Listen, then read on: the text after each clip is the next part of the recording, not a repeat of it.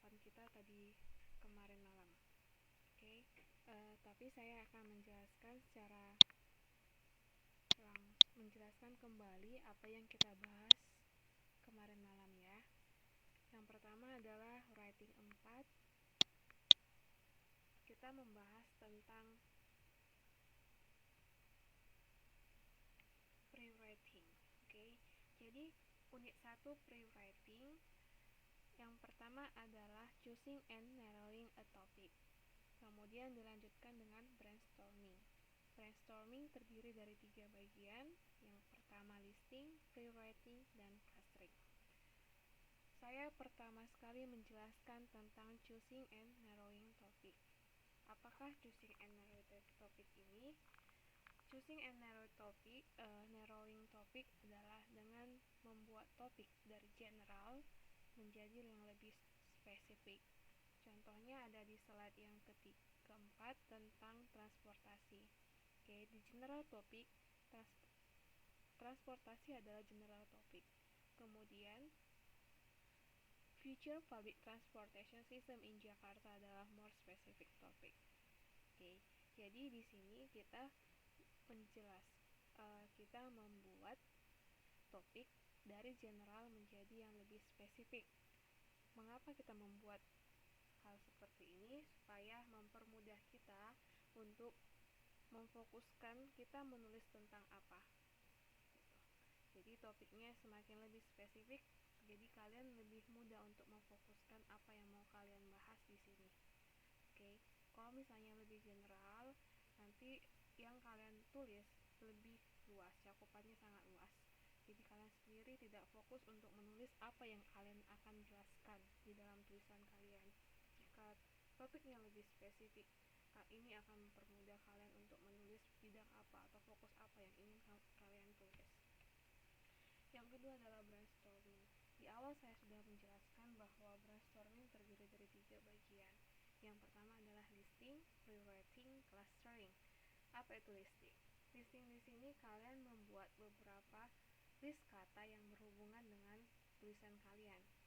Jadi kalian di sini menulis kata-kata apa yang berhubungan dengan topik yang akan kalian bahas. Jadi kalian bisa membuat misalnya topik kalian tentang transportasi. Kata apa yang akan muncul di dalam tulisan kalian? Misalnya kalian akan membahas tentang transportasi udara. Di dalam transportasi udara apa yang akan kalian bahas? Misalnya tentang pesawat. Di dalam pesawat itu apa aja mesin-mesin yang tercakup di dalamnya? Mungkin apa aja kata yang tercakup di dalamnya? Mungkin misalkan ada penumpang, ada pilot, ada pramugari. Kemudian ada tentang logistik, barang-barang yang akan kalian bawa tentang apa aja. Oke, nanti kalian bisa jelaskan pekerjaan dari pilot itu seperti apa, kemudian pramugari seperti apa, kemudian apa yang harus dilakukan oleh penumpang di dalam pesawat. Mungkin kalian bisa membuatnya seperti itu. Kemudian yang kedua adalah pre-writing. Di sini kalian menulis secara bebas. Oke, untuk memberikan sebuah topik atau tujuan untuk menghasilkan ide sesegera mungkin. Jadi di sini kalian bebas untuk menulis kalimat apa aja, kalimat apa saja yang akan mau kalian bahas. Ya, jadi dalam menentukan topik ini, misalnya kalian ingin menentukan sistem transportasi udara. Oke, saya ulangi. Misalnya kalian akan membahas tentang peranan pemerintah terhadap perbaikan sistem manajemen transportasi udara. Seperti itu. Atau misalnya kalian peranan pemerintah dalam memberikan pengaruh positif terhadap pelayanan di maskapai bla bla bla. Contohnya maskapai Garuda. Jadi kalian memberikan banyak kalimat.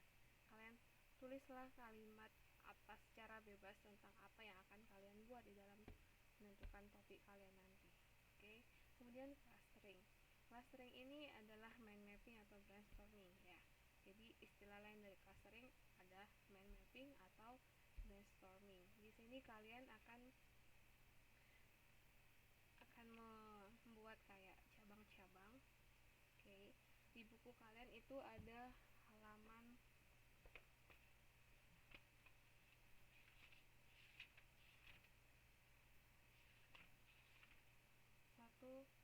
1.13 ya. Di sini clustering contohnya adalah water pollution. Water pollution di sini dibagi menjadi 5 cabang. Untuk awal cabang pertama yaitu affected people, yang kedua affected ecosystem, kemudian solution, kemudian causes, kemudian affected animals ya. Misalnya water pollution, polusi udara. Kalian coba menjelaskan tentang penyebabnya. Penyebabnya ada apa aja? Yang pertama adalah sampah plastik, kemudian sampah kapal, ada sampah industri. Setelah itu, kalian coba untuk menggambarkan bagaimana tentang polusi udara ini.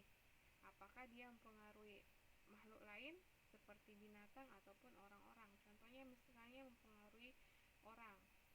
Berarti kalau misalnya kita mempengaruhi manusia, ya, apa yang dipengaruhi, water pollution ini mempengaruhi apa terhadap manusia, yaitu karena air adalah sumber kehidupan, maka ini akan mempengaruhi sumber kehidupan manusia. Kemudian mempengaruhi ekosistem. Oke, kemudian apa solusi yang akan kalian buat? Mungkin kalian akan dari solusi ini kalian membagi menjadi dua, yaitu solusi dari aturan pemerintah, kemudian aturan komunitas atau aturan masyarakat. Dari aturan pemerintah membuat regulasi, ya kan? Dari aturan masyarakat itu dengan membuat flyers, menghasilkan flyers, kemudian membuat kelompok peduli lingkungan, ya kan, khususnya untuk polusi air. Oke, jadi di sini kalian membuat beberapa kata yang akan membantu kalian untuk menulis topik yang akan kalian jelaskan nantinya. Oke, itulah clustering. Bisa dilihat contohnya pada halaman 1.13. Yang unit kedua adalah outlining. Di sini outlining merupakan proses menulis ya. Ada di buku kita halaman 1.18. Oke. Ada 4 cara untuk membuat outlining atau membuat planning atau perencanaan ya. Yang pertama listing, yang kedua grouping, yang ketiga writing the topic sentence, yang keempat adalah simple outlining. Oke, listing saya sudah menjelaskan di awal ya. Kita melis atau kita membuat kata-kata apa yang akan kita bahas nantinya. Grouping itu mengkelompokkan ya, yang tadi yang saya katakan, misalkan penyebab dari polusi udara apa ya. Penyebab dari polusi udara misalkan dia mengganggu manusia, penyebabnya adalah adanya sampah ya. Sampah ini kan ada sampah industri, sampah plastik, kemudian sampah kapal. Itu kalian kelompokkan, itu menjadi penyebabnya. Kemudian kalian kelompokkan lagi yang kedua, yaitu tentang solusi ya. Ada penyebab pasti ada solusi. Solusinya kalian bagi menjadi dua, misalnya peranan pemerintah dengan aturan pemerintah dengan aturan komunitas atau masyarakat ya. Di sini dalam solusinya kalian membuat menjadi dua. Yang kedua ini adalah peranan komunitas. Di sini dengan menggunakan flyers dan juga membuat kelompok peduli tentang lingkungan. Jadi kalian mengkelompokkan kata-kata yang berhubungan dengan induk katanya ini ya. Kalian mengkelompokkan. Yang ketiga adalah writing the topic sentence. Oke. Setelah kalian menulis katanya, kemudian kalian kelompokkan, kemudian kalian bisa menulis topik sentence-nya apa. Yang keempat, yang terakhir adalah simple outlining. Di sini ada topik sentence ya. Supporting point, supporting detail. Topik sentence apa yang akan kalian buat? Itu topik apa yang mau kalian buat dalam bentuk kalimat ya. Kemudian supporting point ini, setelah kalian membuat topik sentence, kalian harus membuat supporting point. Supporting point ini bisa berbentuk pertanyaan. Misalnya bisa kita lihat di halaman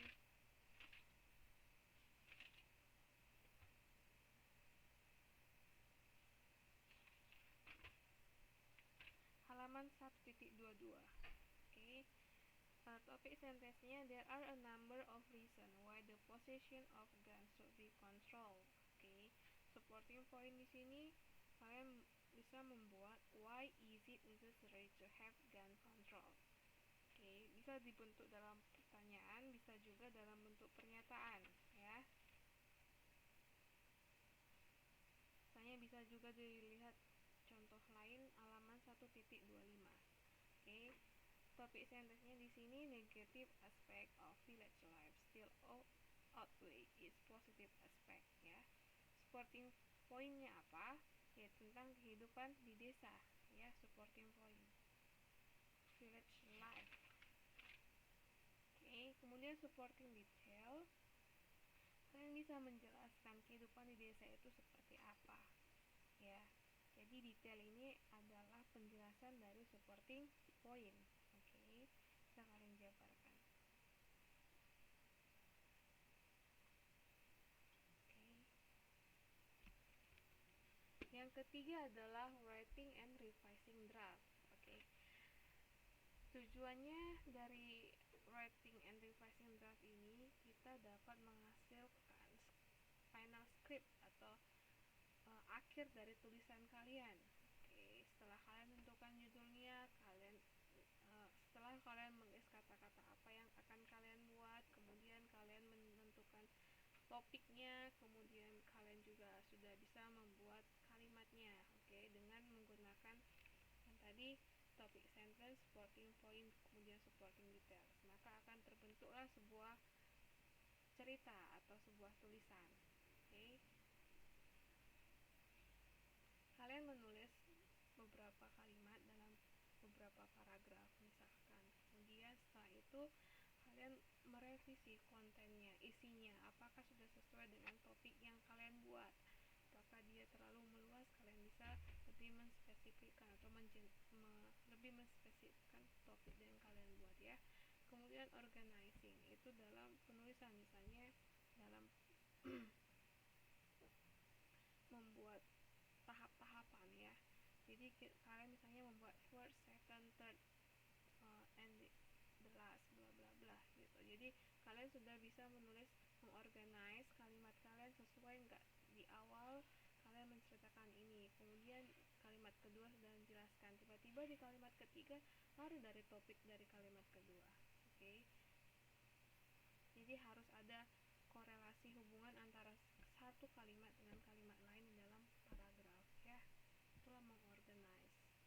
Kemudian proofreading. Di sini proofreading adalah langkah kedua kita. Di sini kita bisa menyuruh teman kita ataupun orang yang lebih atau orang yang lebih master di dalam penulisan, ya. Jadi dia bisa membantu kalian untuk merevisi apa yang sudah kalian tulis. Oke, kemudian writing the final copy. Setelah kalian menulis, kemudian kalian merevisi kontennya atau organisasinya, kemudian kalian menyuruh orang yang lebih profesional, kalian bisa menulis writing the final copy-nya, ya. Menulis hasil dari tulisan akhir kalian itu, menulis kembali. Oke. Kemudian untuk PR-nya, di sini saya menugaskan kalian untuk membuat topik tentang mobile. Oke, jadi mobile ini masih general topiknya, ya. Jadi kalian membuat yang lebih spesifiknya tentang apa. Ini tugasnya pribadi. Kemudian yang kedua, kalian harus menulis kata-kata apa yang berhubungan dengan mobile. Oke. Kemudian ada free writing. Free writing di sini kalian bebas membuat kalimat apa saja yang menjadi topik yang akan kalian bawakan. Oke. Clustering ini yaitu brainstorming, kalian membuat cabang-cabangnya. Kemudian yang kedua, latihan kedua, membuat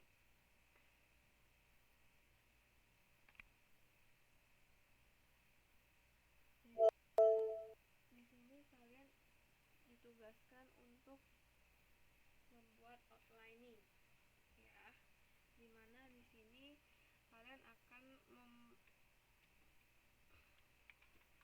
membuat topik tentang kehidupan di desa, village life, ya.